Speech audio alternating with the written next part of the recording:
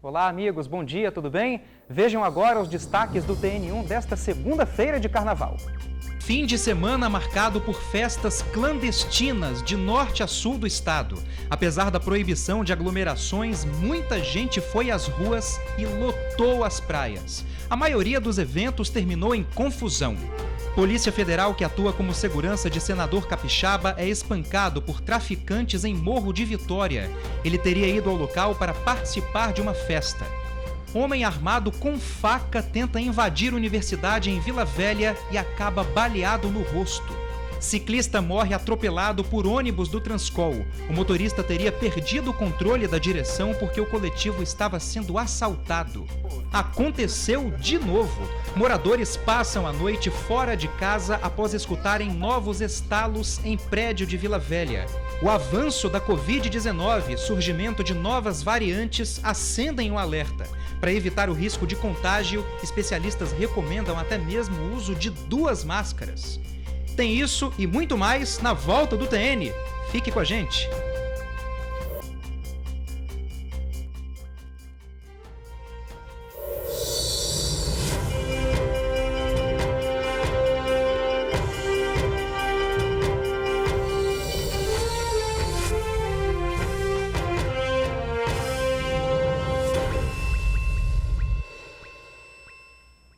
Um carnaval atípico. As festas com aglomeração estão proibidas aqui no estado e isso todo mundo já sabe, né? Mas só que para muita gente a determinação entrou por um ouvido e saiu pelo outro. Vários eventos clandestinos aconteceram aqui no estado e a maioria terminou em confusão. Unidos da aglomeração e da total falta de empatia. O que se viu nesse final de semana em vários pontos do estado foi o desrespeito ao pedido de evitar a folia em locais públicos. Claro, por conta do coronavírus. Os flagrantes são inúmeros. No sul do estado, em Marataízes, olha só como estava a Praia Central. Para dispersar essa multidão, a polícia entrou em cena. Até tiros de bala de borracha foram disparados.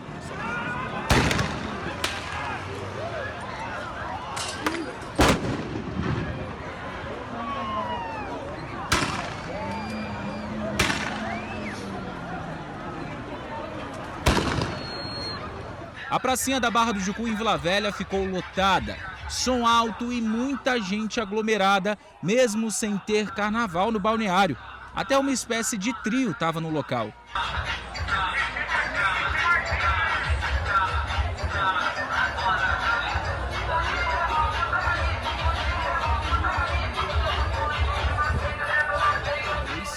No bairro da Penha, na capital, esse bloco chamou a atenção. Primeiro porque esse tipo de evento está proibido em Vitória. E segundo, porque olha aí, geral sem máscara e se acotovelando para seguir a batucada.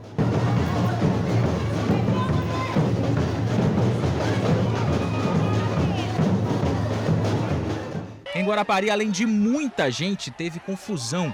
Uma briga generalizada no meio da rua. E pessoas correndo na Praia das Castanheiras depois de se aglomerarem. As festas lotadas em bares também foram flagradas. Olha a quantidade de gente em frente a essa casa de shows em Itapuã, Vila Velha.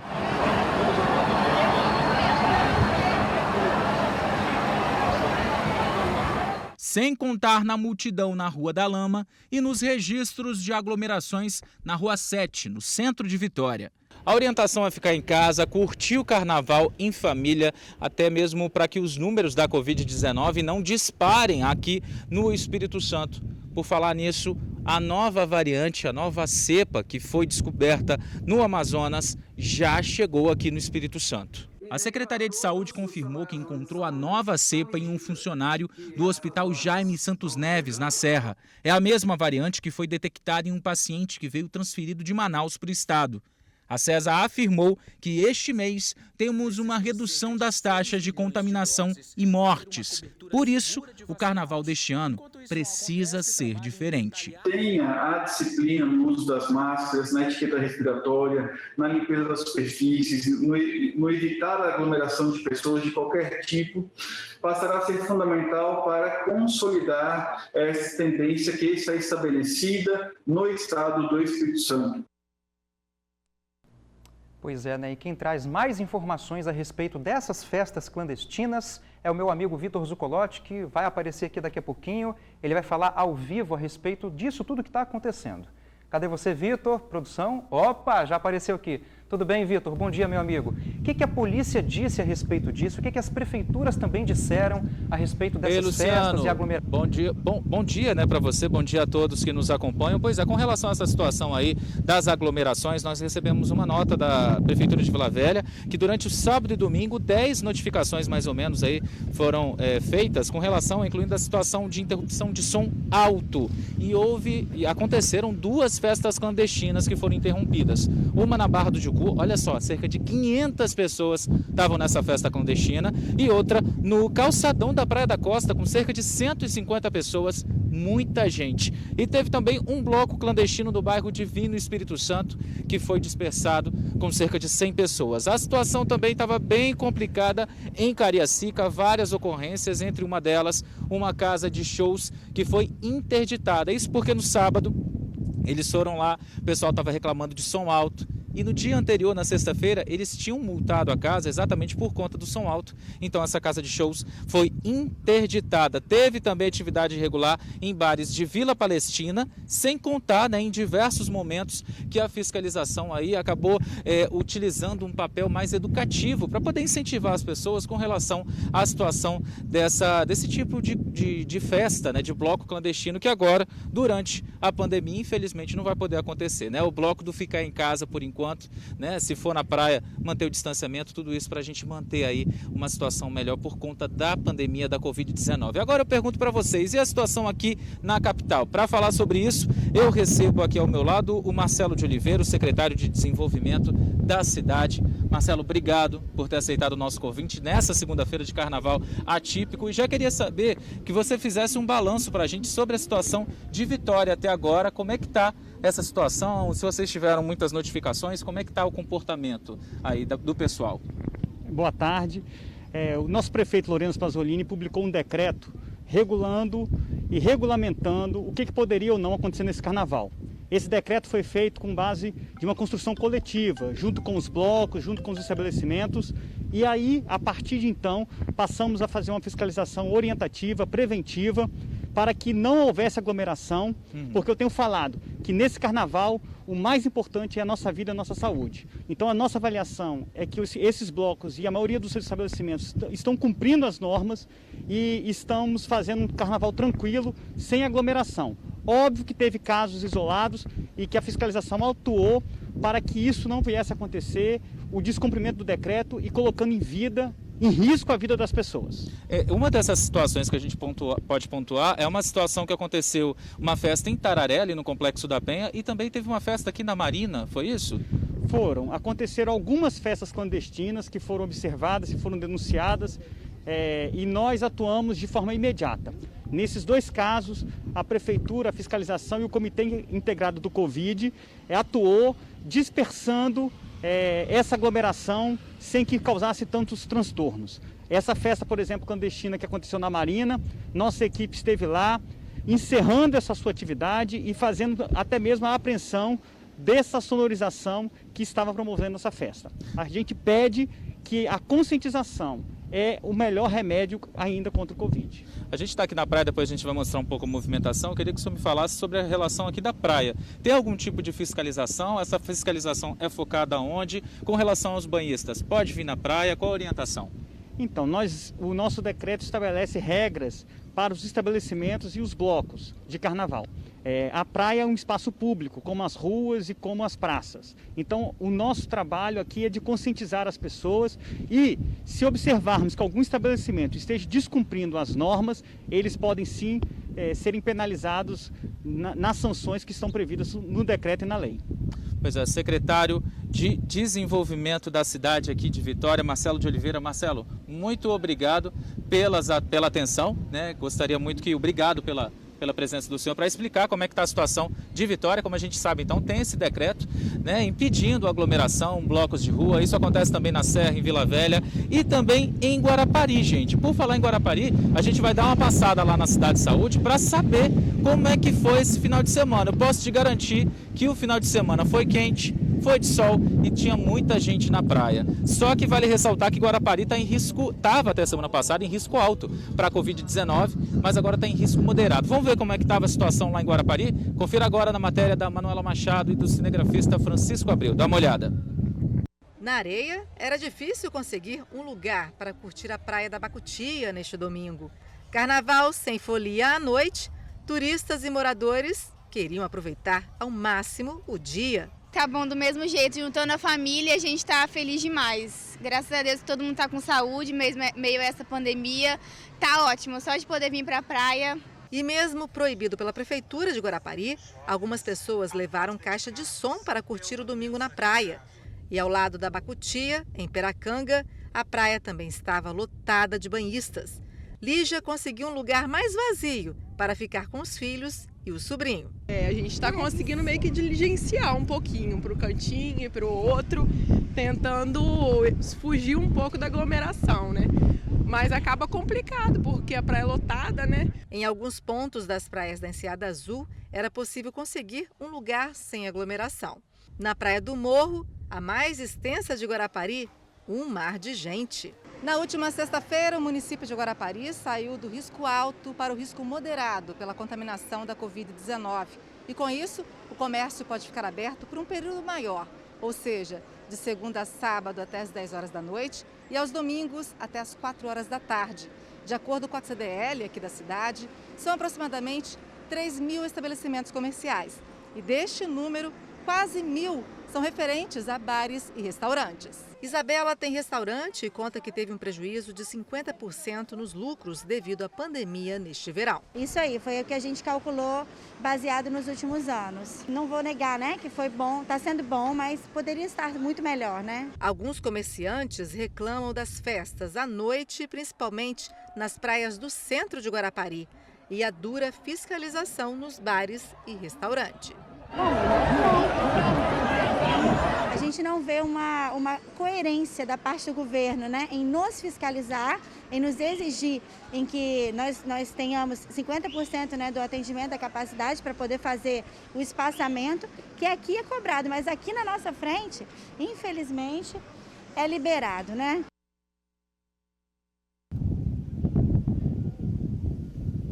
Pois é, gente, vale ressaltar que até o dia 21 de fevereiro, nada de entrada de ônibus de turismo, excursão, esse tipo de coisa em Guarapari, até mesmo para tentar evitar a aglomeração. A Cidade de Saúde recebe muita gente no verão, principalmente também no Carnaval. Está contando com barreiras aí nas entradas da cidade, com blitzes também. E além disso, os eventos eles não podem acontecer exatamente para não gerar imagens como a que você viu, né, nesse VT e também no VT que eu fiz sobre a aglomeração na Praia das Castanheiras. Isso então está sendo impedido.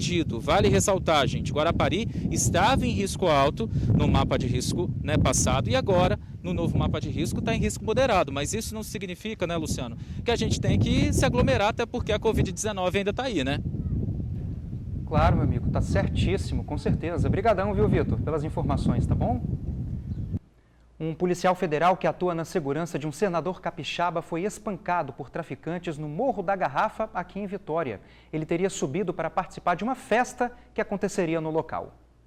O crime aconteceu no Morro da Garrafa, em Vitória. A vítima é um policial brasiliense que trabalha no Senado. Ele tem 37 anos de idade e foi designado a fazer a segurança do senador Marcos Duval. Era por volta de 10h30 da noite de domingo.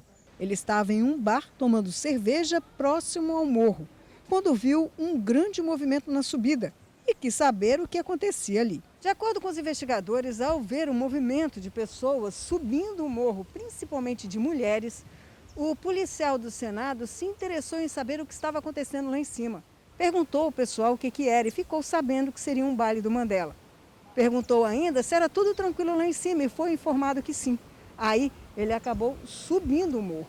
Só que no meio do caminho ele teria sido parado por vários homens armados, inclusive de metralhadora, como ele comentou com a polícia. Eles fizeram uma revista, encontraram a arma, tiraram dele a arma, os documentos e deram uma surra no rapaz, que foi bem atingido na cabeça. Ele conseguiu se safar e procurar atendimento aqui no pronto atendimento da Praia do Suar. Logo em seguida, ele teria sido transferido para o São Lucas. Agora, o curioso é que cerca de 1h30, 2 horas depois, uma pessoa seria identificada como um morador de rua, chegou aqui na recepção do PA com uma sacola. Dentro dessa sacola estavam todos os pertences do policial do Senado, menos as munições. E o recado que ele deixou aqui é que o pessoal lá de cima não queria confusão com a polícia. A arma e a carteira foram levadas para a DHPP, onde o policial ainda irá prestar depoimento. Procurado, o senador Marcos Duval explicou que o policial fazia parte de um rodízio de agentes que dão segurança a ele. Ele foi abordado por esses traficantes que estavam com fuzis, né, submetralhadoras e armas.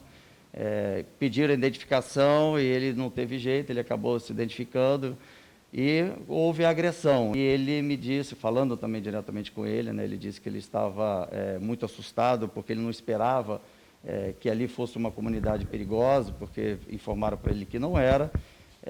O armamento dele que foi tomado pelo tráfico e a identidade dele já foi recuperada, porque a própria Polícia Militar fez essa recuperação desse equipamento. Então, ele está bem. Conforme informação no site Transparência do Senado, o policial recebeu diária para ficar em Vitória por 8 dias, a contar da última quinta-feira. Estava na hora de folga quando se envolveu na confusão. Hoje está chegando outro policial outro policial do Senado para rendê-lo, para que então ele possa voltar para casa e ter os cuidados. Mas deixar bem claro que ele estava no seu horário de folga, né, desde o início das minhas atividades parlamentares, por conta das bandeiras que eu levanto de combate à corrupção, combate à criminalidade e outras pautas, eu sou frequentemente ameaçado de morte, a minha família é ameaçada de morte, então eu tenho que ficar recluso e a própria Polícia do Senado que monitora a necessidade de eu ter ou não um policial, uma equipe fazendo a minha segurança. Bom, então vamos aos detalhes dessa confusão com minha amiga Suzy Faria, que também está posicionada aqui. Suzy, quais são os detalhes desse caso que aconteceu, né? Fala pra gente. Bom dia ainda. Bom dia, Luciano, Bruna e amigos do TN. Pois então, o policial desconhecia realmente como que era um Mandela no Morro da Garrafa. E como explicou o senador, antes mesmo dele ter acesso ao morro, já foi parado por uma bateria de homens armados, fortemente armados, inclusive com metralhadora, que o revistaram para subir no morro, hein? E assim que viram a carteira funcional, que viram a arma, acabou espancado, muito ferido. Ele conseguiu ir lá para o PA e o mais curioso é que 2 horas depois, aproximadamente, os pertences dele foram entregues à recepção com esse recado. O pessoal lá de cima não queria confusão com a polícia, que sabia que ia subir o morro para resgatar os documentos e também a arma. Ele agora se encontra na Divisão de Homicídios e Proteção à Pessoa, acompanhado com o senador Marcos Duval, está lá para prestar depoimento formalmente ao delegado, para contar como tudo de fato aconteceu, a quem ele perguntou, que deu essa garantia de que ele podia subir, que o morro era tranquilo, que o baile era tranquilo, e contar como foi aí toda essa agressão. Ele está hospedado num hotel próximo do local e, infelizmente, não teria perguntado informação à pessoa certa, Luciano, de que qual seria, né, realmente a segurança de um morro, que a gente conhece, né, são sempre aí esses bailes comandados e tem segurança de traficantes. Felizmente ele passa bem, como eu disse, ele está na Divisão de Homicídios e Proteção à Pessoa agora, foi prestar depoimento para poder resgatar aí os objetos dele que o pessoal deixou lá no pronto atendimento da Praia do Suar, Luciano. Tá certo, Suzy. Você ainda tem detalhes de uma história curiosa, né? Uma história que chama a atenção, a história de um jovem que está desaparecido e a família parece que recebeu uma notícia de que ele pode estar morto. Como é que é isso? Conta pra gente. Pois é, Luciano, eu encontrei com a irmã de Tairon Soares Batista, de 22 anos, hoje pela manhã lá na Divisão de Homicídios e Proteção à Pessoa. A irmã contou pra gente que Tairon está desaparecido desde o dia 31 de janeiro, em que ele teria se envolvido com uma confusão lá no bairro de Jardim Botânico. Desde essa data, Tairon não foi mais visto. Ele trabalhava como auxiliar de farmácia em uma farmácia aqui em Vitória, numa rede de farmácias aqui em Vitória. De acordo com a irmã, ele era viciado em álcool e também em drogas. E ela acredita que ele deva ter se metido numa confusão muito grande. Perguntei até se poderia ser dívida de drogas que poderia ter levado ao desaparecimento dele. Mas ela acha que foi alguma coisa um pouco mais séria do que isso. Porém, muitos boatos estão surgindo ali no bairro de Jardim Botânico, Liberdade, de Alzira Ramos, Jardim de Alá, falando hora que ele está enterrado, hora que ele foi morto e jogado numa lagoa que tem lá, a Lagoa do Vigia. Com essa última informação, a irmã dele foi até a Divisão de Homicídios para tentar ver se os policiais conseguem ir no local fazer uma varredura no lago para ver se o encontram, porque a informação é que teriam amarrado pedras nele. Pois bem, quando ela chegou lá, foi informada pelos policiais de como a lagoa é muito grande, ela precisaria de uma informação a mais, que pudesse indicar pelo menos onde se suspeita que ele tenha sido jogado, para que os bombeiros consigam fazer aí o início das buscas por aquele local. Infelizmente, como ela mesma falou, que são todas as informações que a família desesperadamente está correndo atrás, ela não teria se dado. E ela fez até um apelo para que alguém aí do bairro, se souber desse caso, se conhecer essa situação, que ligue para o 181, que dê essa informação, que passe para a polícia um dado que consiga realmente levar os policiais, levar o corpo de bombeiros até a Lagoa do Vigia, para saber se de fato o irmão dela foi assassinado e foi deixado ali. O que a família quer é resgatar um ente querido e dar um enterro aí digno para ele, não é isso? Luciano, Bruna? É isso mesmo, né, Suzy? Vamos ajudar essa família, né, claro, a encontrar esse rapaz, né, dar todo o apoio, toda a assistência possível. Valeu, minha amiga. Obrigado pelas informações, viu? Bom trabalho. Obrigadão. Ok. Confusão e tiros dentro de uma universidade particular em Vila Velha. Um homem armado com uma faca tentou invadir o local e acabou baleado no rosto pelo vigilante. Vamos ver. Um homem ainda não identificado teria invadido a universidade por meio de um beco que dá acesso à área interna da instituição de ensino, que fica no bairro Boa Vista, em Vila Velha. Os tiros foram disparados na madrugada de sábado para domingo por um dos vigilantes que trabalhavam na noite. Em depoimento à Polícia Militar, o vigilante contou que o suspeito estava no perímetro da universidade, a 3 metros dele e portando uma faca. O vigilante, então, disparou 2 vezes contra o suspeito. Um dos disparos atingiu o maxilar do homem. De acordo com a polícia, ele estava consciente, mas por conta do ferimento não conseguiu explicar sobre o que aconteceu. Este homem seria usuário de drogas aqui da região.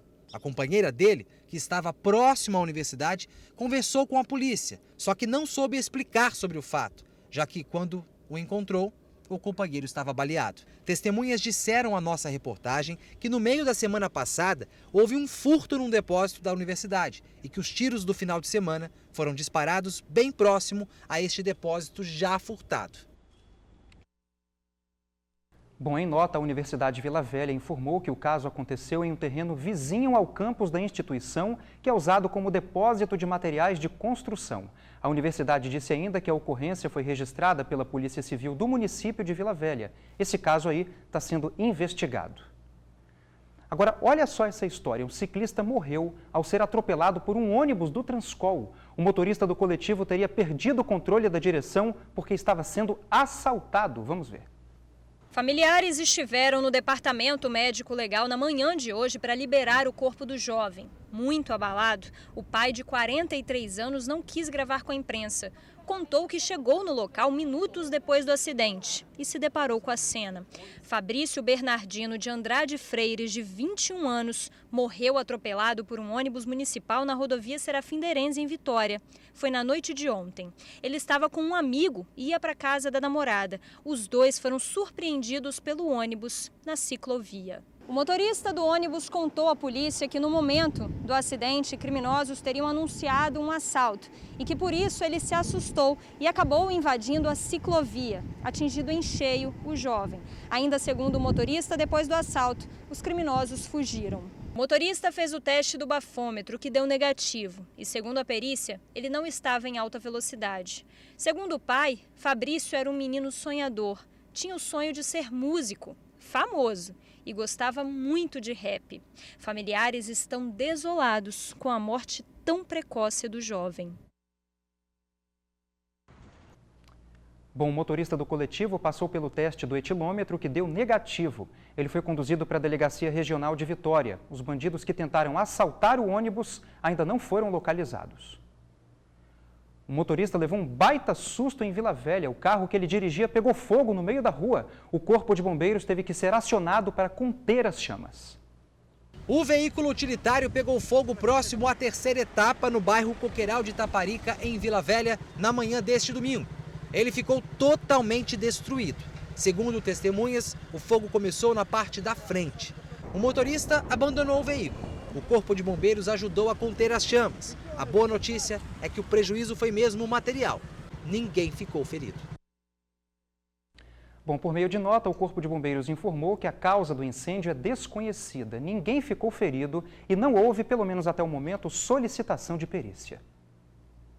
Olha só, aconteceu de novo. O condomínio em Vila Velha, onde moradores foram obrigados a sair por causa do risco de desabamento, voltou a apresentar problemas. Os apartamentos tinham sido liberados ontem, mas os barulhos recomeçaram e, claro, moradores ficaram super com medo de retornar. Aconteceu mais uma vez, no mesmo endereço, Jabaeté, Vila Velha, no mesmo bloco, o 13, e até no mesmo apartamento. Aconteceu de novo, mais 2 estrombos. E tipo assim, não foi igual os primeiros. Os primeiros foram alto, bem alto. Esse foi alto também, porém foi oco, como se ele viesse de baixo para cima. Na tarde deste domingo, os moradores do bloco 13 foram autorizados a voltarem para casa depois que cada um deles recebeu este parecer técnico. O documento foi feito por uma empresa de engenharia a pedido da Caixa Econômica Federal. Tem 5 páginas e em sua conclusão diz o seguinte, abre aspas, não observamos riscos de colapso estrutural no bloco 13, fecha aspas. Isso quer dizer que não existe risco do prédio desabar. Mas só que na noite deste domingo, os moradores tiveram medo de novo. Voltamos e nem entramos, porque a gente estava lá e falou que já tinha saído o laudo, que tinha liberado, a gente voltamos. Só que quando o pessoal começou a subir, o prédio deu 2 estalos muito fortes, aí os vizinhos do lado ouviram, a gente ouviu também, foi nítido, né? E todo mundo ia dormir na rua. A gente acompanhou a volta destes moradores na noite de ontem. A expectativa deles era a maior possível, afinal de contas, não tem lugar melhor que o próprio canto. Como que você vai confiar? Não tem como. O barulho que eu escutei, segundo eles nesse papel que eles deram aqui, foram um barulho do azulejo que pocou da casa da minha vizinha de trás, do 2º andar. Não foi, eu tenho provas e testemunhas, o pessoal daqui de cima também escutou, pessoas que moram lá no 3º andar também escutou. Não é normal, se é normal, ele pega a família dele e vem morar aqui dentro. Se ele ficar 30 dias aqui, eu volto para minha casa. Eu acho que o mais correto seria esse laudo ser da Defesa Civil, que é um dos órgãos competentes, é um órgão público, não um engenheiro contratado, terceirizado, pago para executar um laudo, né? Assim fica muito fácil. Nesta manhã, movimentação de técnicos do CREA e da Defesa Civil no condomínio. Nada da Caixa Econômica Federal que autorizou a volta dos moradores. A palavra de ordem por aqui é mesmo preocupação. Eu voltei tão preocupado que não deixei minha filha ficar aqui. Porque no meu apartamento, que é o 404, já tinha uma rachadura antiga, já tem um processo aberto contra a Caixa, tá? A gente já tem 3 para 4 anos esse processo, e até agora a Caixa não falou nada. Que situação, né? Meu Deus do céu! E é para lá que a gente vai ao vivo agora com meu amigo Felipe Chicarino. Amigão, como é que tá a situação aí? E pergunta que não quer calar, onde os moradores passaram a última noite? Boa tarde. Oi, Luciano, Bruna, boa tarde para vocês, boa tarde a todos. Eu vou corrigir onde os moradores ainda estão. Eu vou falar até baixo, porque tem morador descansando aqui agora. né? É neste espaço aqui, viu, Luciano, que é a área social, a entrada social do condomínio, né? As mesas foram tiradas, foram retiradas as cadeiras e o pessoal está descansando aqui, né? Foi aqui que o pessoal passou a noite, porque eu vou contar, vamos contextualizar o que aconteceu desde quinta-feira. Na quinta-feira os moradores estiveram aqui, né? Na quinta-feira os moradores ouviram estrondos, viram rachaduras. A Defesa Civil, por cautela, pediu para que os moradores saíssem. Vamos andando, Bruno. Aí na sexta-feira, vamos andar aqui, para a gente poder ter informações, vamos dar um rolê aqui pelo condomínio em Jabaeté. Aí na sexta-feira, teve aqui o CREA, teve aqui a Caixa Econômica Federal, a Defesa Civil mais uma vez, e ficou decidido então que os moradores sairiam daqui, continuariam fora dos apartamentos e foram levados para um hotel. Que beleza, um hotel em Cariacica. Eles ficaram no hotel de sexta para sábado, de sábado para domingo, e quando foi ontem à tarde, né? Uma empresa de engenharia contratada pela Caixa emitiu um laudo técnico, onde esse laudo apontava que sim, os moradores podiam voltar ao condomínio. Ao bloco 13, mais especificamente. Eles voltaram ontem tarde / noite, e quando voltaram, como eu disse na reportagem, ouviram de novo os estrondos, viram mais rachaduras, e aí o corpo de bombeiros veio, meteu a fita zebrada e falou: ninguém entra mais, só sai. Então, desde ontem, os moradores estão dormindo naquele espaço que eu mostrei para vocês, porque eles não têm mais o hotel. E não só isso, aqui também tem os moradores aqui, ó. Eles ficam do lado. Mostra aqui, Bruno, por gentileza. Eles ficam do lado aqui. Então, vamos andar mais uma vez aqui. Aqui é o bloco 13. Então, como é que vai ficar essa situação? Quem liberou a entrada? Quem não liberou? Como é que vai funcionar? Então, vamos conversar com alguém, com um representante do CREA aqui. Que vocês vão entrar agora? Vamos aqui? Como é que tá? Tudo bem, Juliano? Juliano, que é do CREA, vocês estão aqui a manhã toda. Afinal de contas, foram vocês que autorizaram a volta dos moradores? Que história é essa? Como é que está essa situação? Boa tarde. Boa tarde. Bom, na verdade não. O CREA, desde a sexta-feira, que ele tem se manifestado num prazo de 72 horas para que, com esse prazo de 72 horas, né, pudéssemos verificar o acompanhamento da estrutura. Existe um fenômeno na engenharia que nós chamamos de fluência, tá? Este fenômeno, quando você tem uma carga em algum ponto, se ela for excessiva, não necessariamente ela naquele momento vai se manifestar patologicamente. Então, por isso esse prazo que nós demos naquele momento foi justamente para aguardar. E os moradores relataram de ontem para hoje, eles chamam de explosões, estrondos, né, barulhos, né? Então isso tudo tem que ser, é muito importante a gente considerar tudo isso antes realmente de liberar, né? Houve sim desculpe, né? Houve uma entrega de um laudo ontem de um profissional, né, atestando a estabilidade, né, mas o prazo nosso de 72 horas era hoje de manhã às 10 horas da manhã. É nesse ponto que eu queria entrar, Luciano e Bruno, o pessoal de casa poder entender, porque realmente, né, houve esse documento, mas quem elaborou esse documento, esse laudo técnico, não foi o CREA, o Conselho Regional de Arquitetura, não foi ele, né, foi a própria Caixa Econômica Federal, representado por uma empresa privada. Então, porque hoje, 10 horas da manhã, que venceram essas 72 horas que vocês pediram, né? Isso, é importante essa pergunta, né? Não foi exatamente o CREA, talvez houve um ruído de comunicação. O laudo, ele foi assinado por um engenheiro, e o engenheiro, ele tem que estar registrado no Conselho de Engenharia, que é o CREA. Então, o laudo foi emitido por um engenheiro, não pelo CREA como instituição, foi por um engenheiro ligado ao CREA. Agora, qual é a situação de momento, né, Juliano? O que dizer para esses moradores? São pelo menos 16 famílias que estão num bate-volta danada, vai para o hotel, volta para o hotel, dorme no relento, dorme na área social do condomínio e a situação não se resolve. É claro que não depende do CREA, mas qual a orientação de vocês técnicos que entendem do assunto, que já observaram essa situação aqui? Os moradores podem voltar? Isso aqui está seguro para voltar? Qual é a orientação nesta segunda-feira do CREA, Espírito Santo? Primeiramente, o CREA, por ser essa autarquia, que ela fiscaliza obras públicas, obras particulares, né, o trabalho dos engenheiros em si, ele tem feito, inclusive não só por conta desta ocorrência, mas de outras, tem feito um trabalho de um plantão. Nós estamos em plantão, tá, do CREA desde a sexta-feira e vamos manter até sábado e domingo, justamente por essas ocorrências, né? Então, o CREA, ele com o findado este prazo e considerando todas essas ocorrências, esses relatos que foram nos apresentados pelos moradores, e considerando que até o momento nós não verificamos aqui um monitoramento, né, da estrutura, não verificamos a presença de um engenheiro responsável acompanhando, considerando todo esse contexto, né, o CREA ele opina tecnicamente pela manutenção, né, deste isolamento, né, de que o imóvel não esteja ocupado entre 7 a 15 dias, isso considerando um monitoramento e os resultados encontrados por ele. E entendemos essencial a realização de um parecer técnico, uma perícia que aponte de fato o que está ocorrendo, as causas e as soluções. Hoje vocês ainda vão se reunir com a Caixa Econômica Federal, que por enquanto não deu ordem da graça aqui ainda não. Bom, o CREA está fazendo o trabalho dele, tá? Nós conversamos com a Defesa Civil, né? Também dialogamos. De qualquer forma, a posição do CREA é essa, de 7 a 15 dias, não deve ser ocupado o imóvel, até que seja apresentado informações ou monitoramento ou uma perícia que comprove, constate com a conclusão de fato o que precisa ser feito. Juliano, muito obrigado pelas informações, um ótimo trabalho para vocês aí, viu? Vamos lá perto do bloco 13 para a gente encerrar esse vivo, devolver lá para o Luciano. E na sexta-feira, Lu, eu tive aqui, eu e o Bruno Passos, nós estivemos aqui e falamos, né? Chamamos a atenção, puxamos a orelha. Não é porque é para pobre que tem que ser ruim. Vamos atualizar? Não é porque é para pobre que tem que tratar o pessoal assim, vai, volta. Respeito, empatia. Imagina você em casa, durante o carnaval, não ter onde ficar, não ter onde tomar café, não ter onde almoçar, não ter onde tomar banho, não ter onde dormir. Porque o bloco 13, mais uma vez, está interditado.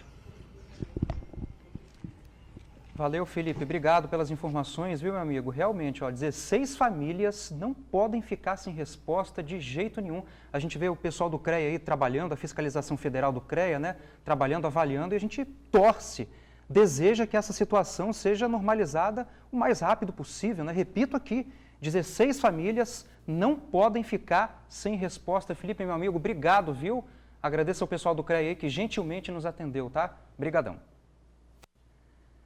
Agora a gente fala da prisão de um casal que resolveu aproveitar o feriadão para roubar. Os dois passaram por ruas e pontos de ônibus de Vitória fazendo um arrastão. Chapinha de cabelo, estojo de maquiagem, óculos escuros, aparelhos de telefone. Estes foram alguns dos pertences encontrados com um casal que, segundo a Guarda de Vitória, cometeu um arrastão com diferentes vítimas. Os assaltos foram feitos em 2 lugares diferentes, próximo a uma escola no bairro Santa Lúcia e neste ponto de ônibus próximo à Ponte da Passagem. Aqui foram 4 vítimas e todo o arrastão foi feito em cima de uma motocicleta.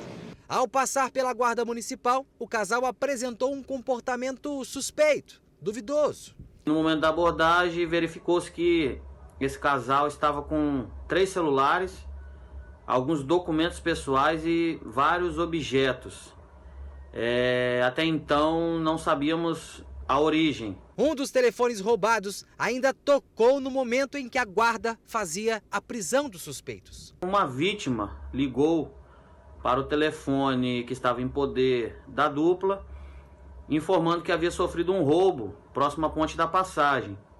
E nós solicitamos que a vítima deslocasse até o DPJ de Vitória, que ao chegar reconheceu essa dupla como sendo autores do roubo. O casal foi levado para a Delegacia Regional de Vitória e por lá ficou até os dois serem encaminhados ao sistema prisional.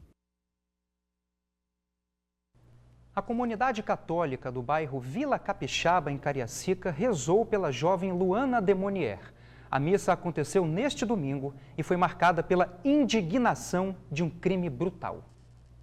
A celebração na paróquia Santíssima Trindade, em Vila Capixaba, neste domingo, não foi tão alegre quanto os outros domingos. É que nas intenções da missa estava o nome de Luana, moradora do bairro e assassinada brutalmente a facadas pelo ex-namorado. Ainda muito abalada, a família de Luana acompanhou a celebração em casa pela internet. Em diferentes momentos, a jovem foi lembrada durante a missa pelo padre Cláudio, o pároco responsável pela celebração.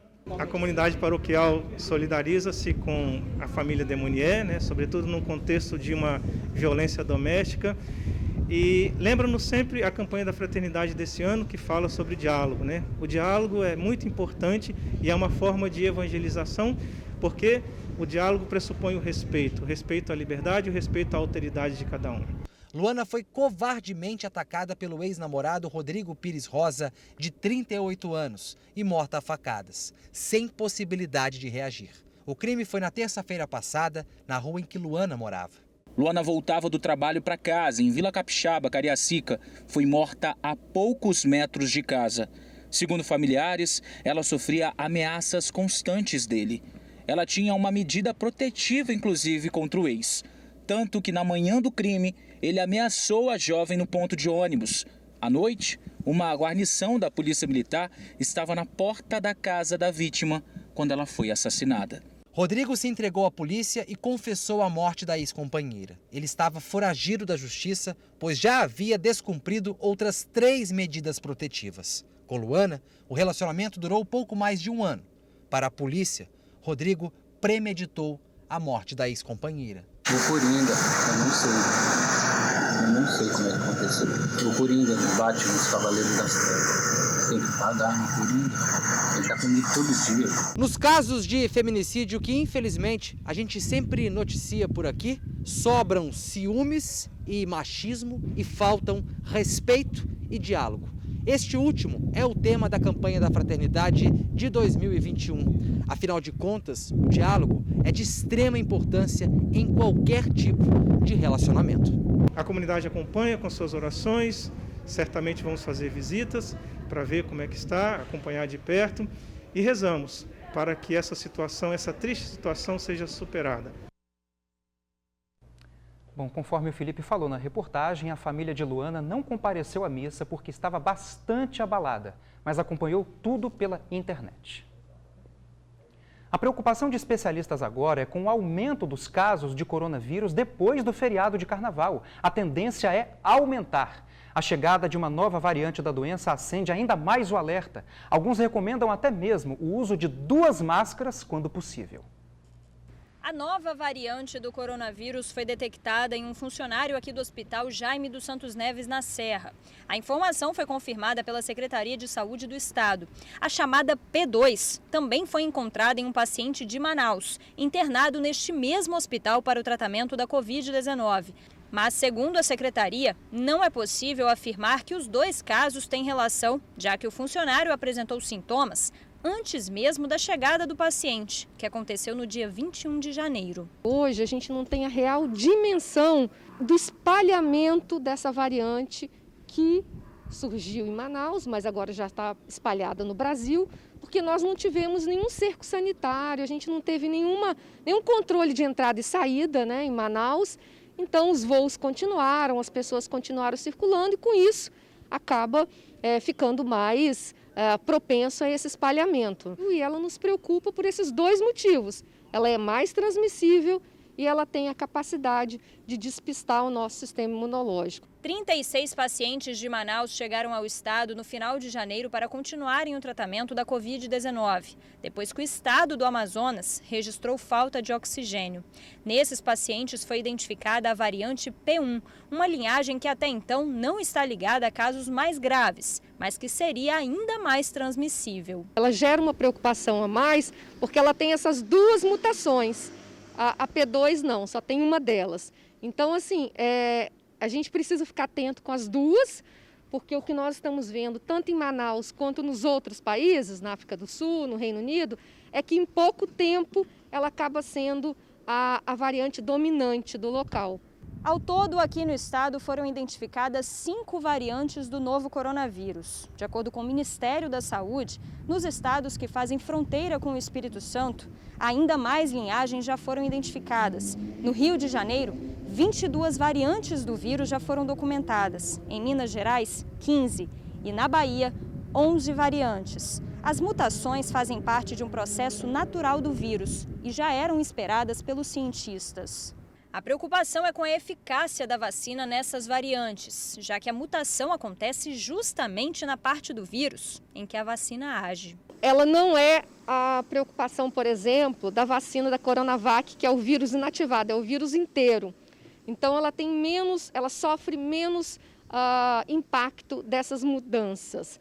Mas a vacina da AstraZeneca, que usa essa parte, as vacinas de RNA que usam essa parte, elas causam, então, uma preocupação maior nesse momento, por isso é importante a gente vacinar quanto mais rápido, melhor. A confirmação da nova variante aqui no estado acende um alerta. A chegada de linhagens pode estar ligada à circulação de pessoas assintomáticas, que tiveram contato com o vírus em aeroportos, por exemplo. Por isso, a epidemiologista afirma que é preciso reforçar os cuidados, inclusive com o uso de mais máscaras. As medidas de prevenção, elas seguem as mesmas: distanciamento físico, higienização das mãos e agora com o detalhe da gente ficar mais protegido com máscaras com melhor capacidade de filtragem. Então hoje a gente usa essa opção que eu estou aqui, né, uma máscara cirúrgica por baixo, uma máscara de tecido por cima, ou 2 máscaras de tecido, porque isso aumenta a eficiência da filtragem, ou a gente usa máscaras melhores, né, como essa aqui que eu estava usando, que a gente chama de PFF2 ou N95. São máscaras que filtram partículas muito pequenas, partículas menores ainda do que esse vírus. Então, é uma máscara que te protege mais. Bom, e é reforçar as regras de higiene além do uso de máscaras, né? Agora no verão pode ser mais incômodo usar 2 máscaras, mas é uma recomendação importante para reduzir o risco de contágio, né? E a gente atualiza então para você os dados da pandemia no estado. Mais 5 mortes por complicações da Covid foram confirmadas este domingo. O estado registrou 588 novos casos da doença nas últimas 24 horas. São 310.763 contaminados, 292.787 pacientes conseguiram se recuperar e já são 6.141 óbitos. A gente aproveita também para mostrar agora o panorama das vacinas aqui no estado. Já são 207.420 doses recebidas, 171.452 distribuídas e o painel já está atualizado agora também. Agora a gente consegue saber quantas pessoas já receberam a primeira e a segunda dose da vacina. Quase 99 mil pessoas foram vacinadas com a primeira dose. 65 já receberam a segunda dose. Tudo fica mais gostoso quando você usa o leite Damari. Quem compra sabe que ele é o mais gostoso, saudável, bom para toda a família. Leite Damari é um produto capixaba com qualidade e procedência que você pode confiar. Com o leite Damari, seu café da manhã fica muito mais gostoso. Suas receitas ficam muito mais saborosas. Seu lanche fica muito mais nutritivo. Com o Damari, tudo fica mais gostoso. Agora um recadinho para os apaixonados por futebol. Vem aí a promoção Camisa 10. O jornal A Tribuna vai entrar em campo para vestir o torcedor com a camisa do time do coração. Entre os meses de fevereiro e março serão sorteadas 40 camisas oficiais. Os cupons do sorteio serão publicados na edição impressa do jornal A Tribuna de terça-feira a domingo. E atenção, o primeiro cupom será publicado amanhã, dia 16. Para concorrer, você deve recortar o cupom, preencher com as informações solicitadas e responder a pergunta, isso é super importante. Qual é o jornal que dá a camisa oficial do seu time de coração? Essa é fácil, né? Jornal A Tribuna, claro. Os cupons podem ser depositados nas urnas espalhadas por bancas de jornal em vários municípios capixabas. Boa sorte para você. Você vai ver a seguir, acidente grave no norte do estado deixa pessoas mortas, 3 pessoas mortas, 3 vítimas. A prisão de 2 criminosos que assaltaram uma farmácia em Vila Velha e a movimentação da segunda-feira de carnaval nas praias de Vitória. Não sai daí, a gente volta rapidinho. De volta com o TN, direto ao vivo com meu amigo Vitor Zucolotti, que está lá na Curva da Jurema. Não está curtindo porque está trabalhando, né? Mas vai mostrar para a gente como parte do trabalho dele a movimentação na praia nessa segundona de carnaval. Fala para nós, meu amigo. Ei, meu amigo Luciano, pessoal que está assistindo ao TN1 nessa segunda-feira de carnaval, carnaval atípico, afinal de contas não tem bloco, evitar aglomeração. A gente está aqui, como o Luciano falou, na Curva da Jurema. Eu já vou sair aqui da frente da câmera para vocês darem uma olhada. O Ronivaldo Nascimento, nosso cinegrafista, mostrando a movimentação na praia da Curva da Jurema. Eu posso dizer que a praia está cheia, tá, mas não está lotada, tá bem diferente dos finais de semana que a gente costuma ver aqui, que fica bem aglomerado, tá bem diferente de outros feriados. O pessoal tá curtindo com consciência, a galera tá ficando no seu canto, vem com a família, se junta, bota a sombrinha, junta todo mundo, tira a máscara e fica na praia. O que a gente percebe aqui do ponto onde a gente tá é que o pessoal tá tentando se distanciar de uma família para outra, mas tem muita gente que vem, familiares, para poder curtir. Já do lado dos quiosques, o que a gente está percebendo é uma movimentação, né, de pessoas que estão aproveitando, até porque está nesse horário importante, que é o horário do almoço, né, horário bom demais da conta. O pessoal senta, mantém, né, se mantém em família, até se distanciando um pouco de outras mesas. Só que o pessoal retira a máscara, bota mesmo no queixo, porque vai se alimentar, tomar uma água, beber alguma coisa, tomar uma cerveja. Eu conversei com alguns comerciantes aqui da Curva da Jurema, eles não puderam gravar entrevista, vim aqui falar ao vivo com a gente, porque está nesse horário de rush, né, de alimentação, de almoço, mas contaram que todo mundo lá, inclusive eu vi pessoal utilizando máscara para fazer o atendimento, garçom, pessoal da cozinha também, todo mundo seguindo os protocolos necessários, máscara, álcool em gel, para poder atender todo mundo que veio, escolheu a Curva da Jurema para fazer parte do bloco Unidos da Praia, né? O que a gente percebe também é que a galera que vem para cá, para a Curva da Jurema, chega com máscara, mas depois aproveita, né? Ajeita lá a canga, a sombrinha, a cadeira, já retira a máscara e na sequência aproveita um pouco o mar, dá aquele mergulho, tenta se distanciar também, né? Ficando só mesmo entre os seus, entre os familiares, exatamente para tentar curtir um pouco dessa praia. Enquanto a gente faz parte do bloco Unidos da Redação, eles estão aqui no Unidos da Praia. Só que você está percebendo uma coisa, Luciano? Você está vendo como é que está ventando? O barulho do vento está ventando demais aqui na capital. Faz jus a um dos apelidos que a nossa capital tem, né? Que é Ventória. Então, pessoal que vir, vou sair de novo. O pessoal que vir aqui para a Curva da Jurema, se prepara. Pode levar uma lufada de areia, porque está ventando bastante. A gente percebe isso na movimentação das sombrinhas aqui na praia. Então, tem muito vento hoje aqui. O sol abre de vez em quando, tanto que eu tô aqui de camisa aqui, né? Tá tranquilo, não tô suando, então tá um sol bacana, tá um sol tímido, um tempo meio nublado, meio com sol, tá uma beleza. Dá para vir sim, dá para curtir um pouco a Curva da Jurema, pensando nisso, né, gente? Na não aglomeração, vir com os seus, ficar no seu cantinho, tentar ficar numa área mais isolada, como a gente mostrou aqui, ó, o pessoal ali isolado, cada um com seus familiares, exatamente para a gente não ver cenas se repetirem como as que a gente viu em outros finais de semana e até mesmo em outros feriados. Covid-19 está aí, não dá para a gente abrir mão da nossa segurança e também da segurança do próximo. Fiscalização está acontecendo sim, mas com relação aos ambulantes que estão trabalhando aqui, aos comércios, né, aos quiosques, o pessoal que está aqui também é orientado. Quem não tem máscara ganha uma máscara da Secretaria, né, de Desenvolvimento aí da cidade. Então tá desse jeito. Ó, a gente falou de tempo, Luciano, daqui a pouco você vai dar mais informação, mas só uma informação muito rápida.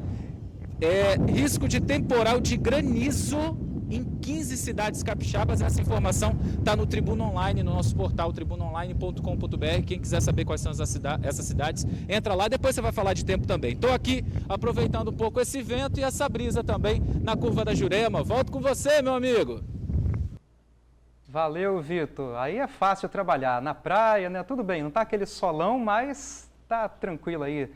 Paisagem bonita, pessoal aí, ó, aproveitando o que a segundona de carnaval tem a oferecer. Tá certo. Com segurança, tá tudo certo, né? Em Aracruz, na rodovia ES 257, um grave acidente aconteceu, 3 pessoas morreram. Esse carro de passeio era dirigido por Robson Bedoni, de 20 anos. Ele seguia pela rodovia quando, em uma curva, bateu numa moto que vinha no sentido contrário. O veículo foi parar no meio do mato e o motorista morreu no local. Os ocupantes da moto também morreram. O casal foi identificado como Daniel dos Santos, de 24 anos, e Widila Perini, de 30. Ela estava grávida, inclusive. Os corpos foram encaminhados ao serviço médico legal. O acidente está sendo investigado. Ainda no norte do estado, outro acidente aconteceu. Esse foi em Linhares, ontem à noite, ontem à tarde, melhor dizendo. O veículo capotou em uma reta. 3 pessoas estariam no carro, que foi desvirado pela população. Apesar desse susto, ninguém se feriu. Em Vila Velha, 2 criminosos assaltaram uma farmácia no bairro Aribiri e, na hora da fuga, acabaram presos pela polícia. As imagens já mostram os 2 criminosos do lado de fora da farmácia, após terem um assalto impedido pela polícia militar. Só que antes disso, os 2 criminosos ameaçaram e roubaram os funcionários desta farmácia. O assalto se deu exatamente quando a farmácia fechava as portas no final do expediente, às 9 da noite. Lá dentro, os criminosos roubaram dinheiro e pertences pessoais. Mas quando foram fugir, aqui do lado de fora, foram recepcionados pela polícia militar. é que testemunhas viram os bandidos invadirem o estabelecimento e pararam uma viatura da PM que passava pela rua da farmácia na hora do crime. Aí foi bom para todo mundo, menos para os bandidos. Com eles foram encontrados dinheiro, celulares e a arma usada no assalto, uma metralhadora carregada. A ocorrência foi na noite do último sábado e contou com inúmeras viaturas e também muitos curiosos. De acordo com a PM, os criminosos estavam agressivos quando foram detidos. Um deles já tinha passagem pelo sistema prisional. No dia seguinte, ninguém da farmácia quis comentar sobre o assunto. Talvez seja pelo medo e pela impotência. Esta já foi a terceira vez que a farmácia é assaltada. O crime foi impedido, mas o prejuízo psicológico vai continuar. Você já sabe que a vacinação contra a Covid-19 está rolando em todo o país, né? Levar a vacina para todos os cantos do Brasil é um desafio gigante. O governo federal está trabalhando para que a vacinação traga para os brasileiros mais saúde e para o Brasil a retomada para seguir em frente, fazer a economia crescer ainda mais e aumentar os empregos. A vacinação está indo em todos os lugares do Brasil. As doses adquiridas pelo governo são distribuídas por todos os estados e municípios, porque somos uma só nação. Neste momento, o grupo a ser vacinado é composto por profissionais da saúde da linha de frente, indígenas que vivem em terras indígenas, idosos e pessoas com deficiência que vivem em instituições. Em breve, novos grupos serão convidados para se vacinar. Acompanhe o passo a passo da vacinação e saiba todas as informações em gov.br/saúde. Você também pode baixar o app Conect SUS e ter na mão a sua carteira de vacinação. A vacina está rolando, mas você não pode deixar de lado a sua proteção. Precisamos cuidar uns dos outros. Se for sair de casa, use máscara e álcool em gel. Lembre-se de lavar sempre as mãos com água e sabão. Proteja-se. Brasil imunizado. Somos uma só nação. Ministério da Saúde, Governo Federal, Pátria Amada Brasil. No próximo bloco, a gente fala de um incêndio numa casa no norte do estado. O imóvel de madeira ficou completamente destruído pelo fogo e tem ainda a previsão do tempo. Vem chuva por aí, como disse meu amigo Vitor Zucolotti agora há pouquinho, né? Tem que se cuidar. Já já a gente volta com mais detalhes. Susto em Aracruz. Uma casa de madeira pegou fogo e ficou completamente destruída. O incêndio foi no bairro Vila Rica ontem à noite e causou correria e pânico entre os moradores do bairro. Ninguém soube dizer como as chamas começaram, mas elas consumiram o imóvel rapidamente. A casa ficou completamente destruída. Uma residência vizinha também foi atingida pelo fogo. A Defesa Civil foi acionada para avaliar a estrutura do imóvel e, segundo o Corpo de Bombeiros, ninguém se feriu. Até o momento, a perícia não foi solicitada. Segundona de carnaval tem sem folia na rua, claro, só lembrando você, mas muita gente quer saber como é que fica o tempo, né? Vamos ver agora? A semana começa com previsão de pancadas de chuva à tarde e à noite em 15 cidades capixabas. Aqui na capital, as temperaturas devem variar entre 24 e 33 graus. De acordo com institutos de meteorologia, a passagem de uma frente fria pelo sudeste favorece a formação de nuvens carregadas. Então, se precisar sair de casa, leve o guarda-chuva, não esqueça da segurança. Máscara, guarda-chuva e até capa de chuva, né? A gente está vendo aí imagens do tempo, o tempo está meio carrancudo, meio mal-humorado. É assim que a gente começa essa semana, viu?